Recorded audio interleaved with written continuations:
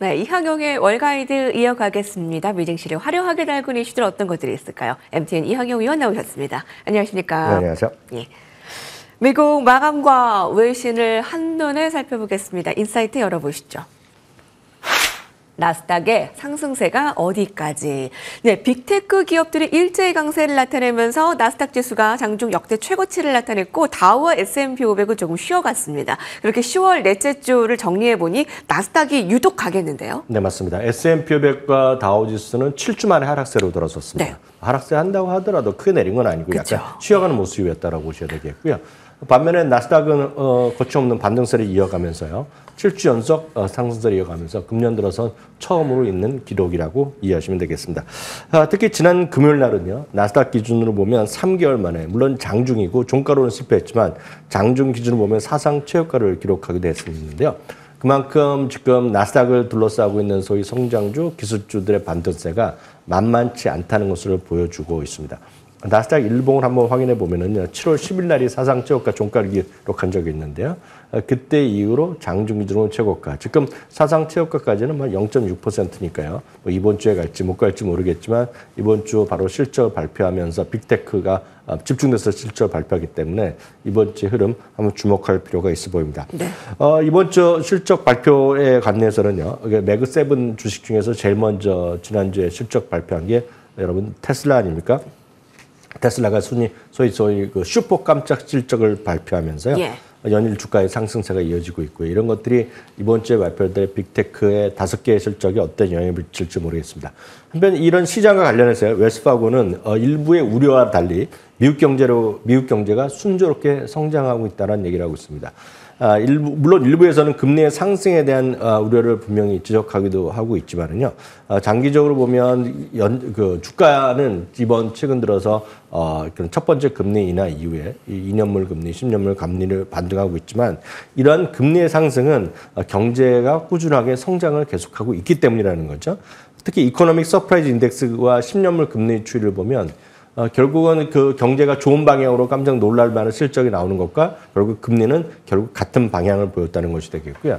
특히 최근에 많은 분들이 첫 번째 금리 인하 이후 오히려 10년물 금리, 2년물 금리가 올라가는 것을 뜨하게 여기시는 분 계실 텐데 역사적으로 보면 항상 그래왔던 경향이 짙다는 것입니다. 첫 번째 금리 인하 직전까지는 금리가 내리다가 또 반등하다가 두 번째, 세 번째 이어지면서 본격적으로 금리가 하락하는 거기 때문에 최근에 금리의 일시적인 반등에 대해서 너무 우려할 필요는 없다라고 보셔야 되겠고요. 그런 거를 우리가 좀 일부에서 그 반대편에서 우리가 이해할 수 있는 것은 네. 소위 하이힐드 채권과의 스프레드인데요.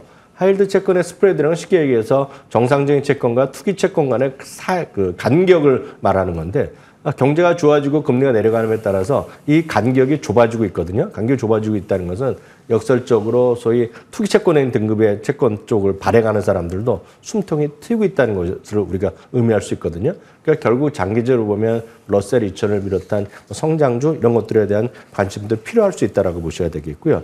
말씀드렸다가 다시 한번 정리해드리면 성장주 비중이 높은 기술주라든가요, 중소형주의 관심이 계속해서 갈 필요가 있다라고 보셔야 되겠습니다.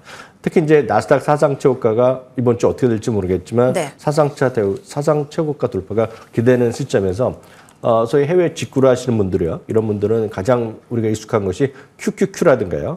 QQQM이 들어가서 QQ랑 똑같은 건데 운영 보수 수수료도 저렴하고 객단가도 좀 낮은 겁니다. 똑같은 거기 때문에 QQQM이 오히려 조금이라도 여러분들한테 도움이 될 수 있을 것 같고요. 소위 한국에 상장돼 있는 미국 나스닥 관련된 거는 우리나라는 7, 8개 있을 것 같습니다. 다만 이 중에서 여러분들이 굳이 하신다 그러면 배당을 재투자하는 TR 상품이 있는 것들 여러분들이 해보시는 것이 조금 더 유리한 수익률을 날 수 있다는 것도 여러분 참고해서 대응하시면 좋을 것 같아서 오늘 소개해드립니다. 네, 자 이번 주에 대한 대응 전략 함께 하고 있습니다. 테슬라가 실적 발표 지난주에 잘 나온 이후에 이틀 연속 상승하면서 이제 이번 주에 M7의 다른 기업들도 실적 발표 테슬라에 이어서 잘 나올까 참 궁금합니다. AI 반도체 업체들의 주가 어떻게 끌어올릴 것인지 계속 분석해 보도록 하겠습니다. 자, 다음 이어가 보도록 하겠습니다. 외신 소식 전해드릴 텐데요. 먼저 밸런스에서 보도한 엔비디아와 애플 소식입니다. 엔비디아 1위 탈환입니다. 엔비디아 시가총액이 애플 턱 밑까지 추격했습니다. 한때 장중 1위 탈환을 잠깐 하기도 했는데요. 자, 이번 주에 또 애플 실적 발표도 나오기 때문에 어떤 점을 좀 중점적으로 볼까요? 네, 맞습니다. 지난 금요일 날은 나스닥도 장중에 사상 최고가로 돌파했었고요. 엔비디아도 장중이지만 애플과의 그 격차를 오히려 좁히면서 일단 제끼면서 장중 한때 엔비디아가 사상 전 세계에서 가장 시가총액이 큰 기업으로 등극하기도 했습니다. 지금 결국 종가로 기준으로 보면 한 500억 달러밖에 차이가 안 나기 때문에 지금은 언제라도 순위가 뒤바뀔 수 있는 그런 구간이라고 보셔야 되겠는데요. 큰 틀에서 보면 엔비디아가 1위를 회복하고 당단기가 더 갈 수 있다라는 그런 기대감이 월가에서는 커져 있습니다. 한 몇 가지 우리가 예상을 할 수 있는 근거로 살펴보면은요. ASML도요. AI 관련 수요는 전혀 문제가 없다는 걸 얘기한 바 있겠고요. TSMC도 최고 실적을 기록했고요. 지난주 우리 발표된 SK하이닉스도 엔비디아 발 매출을 확인하면서 주가주 고공행진하면서 이제 삼성전자의 턱 밑까지 쫓아와 있는 거 아닙니까?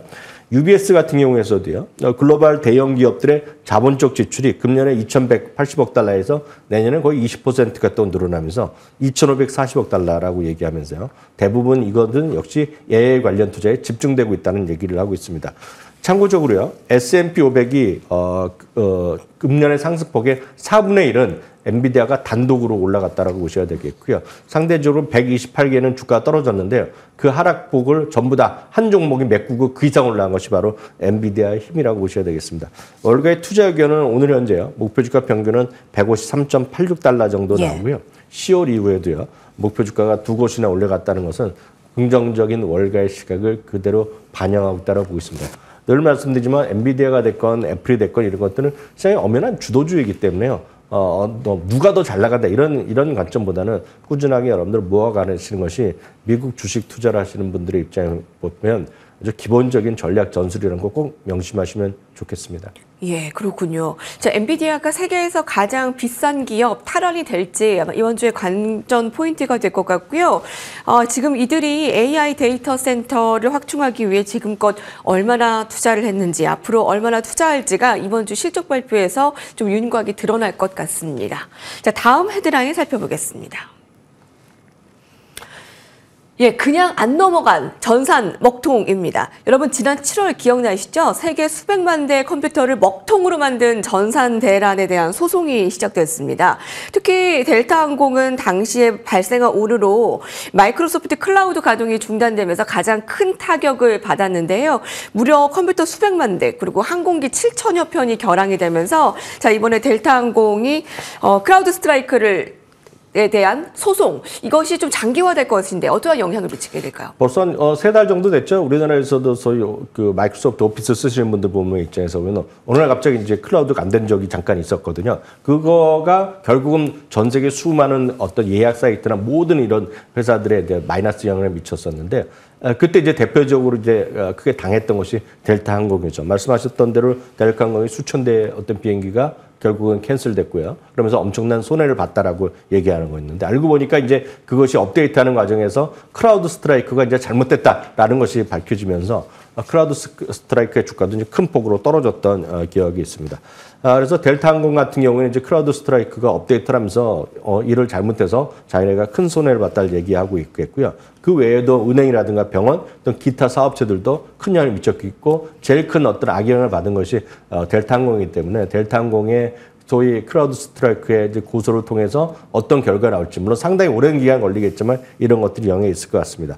크라우드 스트라이크 쪽은 또 자기네들 노력을 다했고 실제로 손해가 그렇게 크지 않고 이렇게 잘못된 것은 자기네도 잘못돼 있지만 그거에 대한 유지 관리를 잘못한 델타 항공도 있다고 하기 때문에 일단 엄청난 긴 소송전이 있을 가능성이 크다고 볼 수 있겠는데요.